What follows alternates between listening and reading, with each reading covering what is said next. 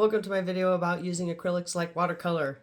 Since you won't really be able to tell what I'm doing in this first step, I'm going to tell you how I did what's already there on the canvas. All I did was I took liquitex flow and I squirted it all over the canvas in big swooshes, and then I dropped gold paint that I had a bunch of, I think, water mixed into it. It was really liquidy. And I dropped that in a big chunk over there, and I dropped that in a big chunk there. And then I took black paint and I dropped it in two chunks, and it went through the liquitex flow. If you've ever used it, you'll see it happen here. But it went through the flow. So that's how I got that original gold and black shape there. It literally took me 2 minutes. I squirted the liquitex flow, I squirted the paint, and I watched it come together. I let it dry. And I saw this kind of like humanoid shape thing in it, so I sketched over it with pencil.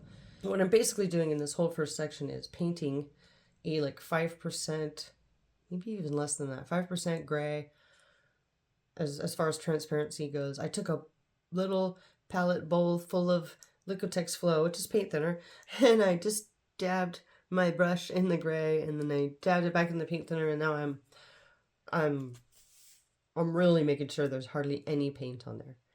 And what I'm doing now breaks most of the rules of what it says to for how acrylic people tell you how to use their paint, and for how medium people tell you how to use their mediums. But I don't really like to follow rules, so what I like to do is just mess around with things and enjoy the process.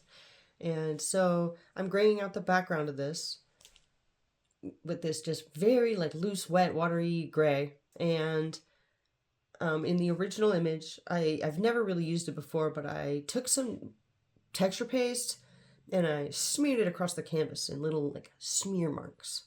So as I'm grazing across those smear marks that are totally dry, obviously, with the wet watercolory like acrylic, it's catching on all the marks I made with the texture paste.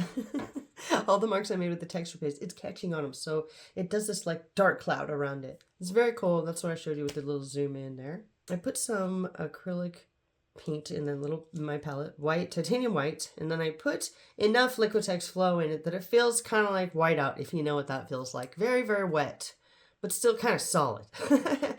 So I'm using that to highlight the edge of this like human figure thing, and I kind of like negative painted the gray, and now I'm like painting in the white to just have a little bit more contrast.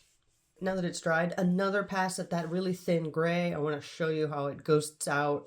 Use a lot of the liquitex flow, like a puddle of it, add a tiny bit of paint, and now I'm going to just keep layering it so it ghosts out.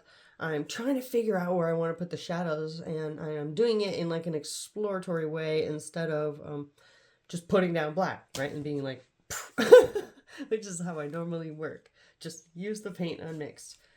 So I'm ghosting in what I'm calling like a shadow on the right side of the figure to maybe bring it up forward a little bit. Negative painting around the white with the gray to bring it forward with a giant filbert.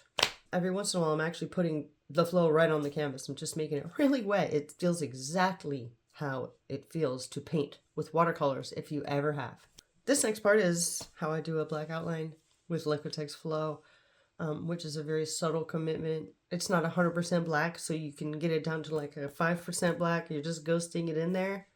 A lot of time when I do small faces and I'm trying to get the lips to come out or the eyes to come out, I do this too. So I have my really fine tip shader probably right there. And look at that, I got a puddle of liquitex flow. I just barely adding that black to it. I'm leaving the black. See that little puddle of black there on the side? I'm leaving that there so I can pull more solid paint from it when I want to. Okay, it's up on the side there. So I'm just going to go around and outline without really doing a hard outline, which is hard for me because I love outlining. When you started this video, there was a painting already on the canvas. This next technique is kind of how I did it. I put a lot of liquitex flow directly on the painting, and then I'm adding gold paint to it, and I'm pushing it around the flow so it permeates itself through it like a puddle. It's kind of cool because it's like painting without edges. It's really fun, and I recommend trying it. This next part is kind of like the ooh moment, or the ah, or the oh. Which one is it? Comment ooh, ah, or oh. What's up with that? Okay. Put a bunch of flow on there, a huge puddle, a thick meniscus bubble on there. So I have a whole pile of this on here, and I want to show you what the paint does in liquitex flow while I also add more of a contrasted shadow to this painting. That's what I wanted to add.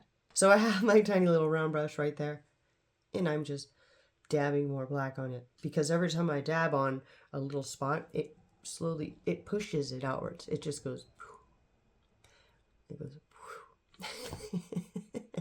I really wanted you to see it, so I tried to get it close enough where you can see what's going on. Look, it's going through it. Yeah. See, it's so fun to try things. It's just like, oh my gosh. Whew. So everywhere I swooshed that flow and didn't flatten it out with a paintbrush, did you see how the paint went through it? Like a little snake? Pretty cool. Definitely fun to watch. Pretty sure it shoots out some sort of happy brain chemicals. But I'm not a scientist. On paper. I actually do this thing with regular watercolor too, where you put a little puddle down there and then you get on down there with your face and you go once with authority, and it goes like, you can't go up there and be all, okay, you have to be like, there, boom. This whole stage here, I'm just going around the painting, giving it a little flair, some dots, letting it talk to me, seeing what it needs. Painting, should I do anything else? What are you telling me? And the painting said, yes. And so I tried something cool here. I put on some dots there with a round brush, and then I just very carefully squirted out the liquitex flow into a puddle. You can see the puddle. I'm letting the paint just be dragged into the puddle so it can just form this cool blob thing. I'm just going to run through all the products I use in case you want to mimic this painting or mimic some aspect of this painting. Please subscribe if you learned anything about liquitex flow, or if anything I did made you want to use it. Okay? I always get it in these liquid little containers, and then I get the, I don't know, squirty thingies to put it in.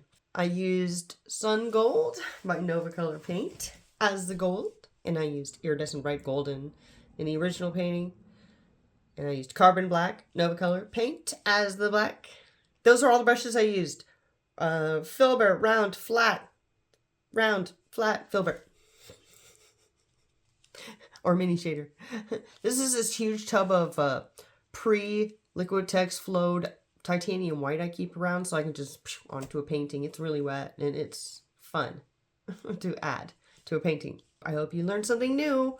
What else should I do? What products do you want me to review? Do you want me to show you more of how I do my paintings?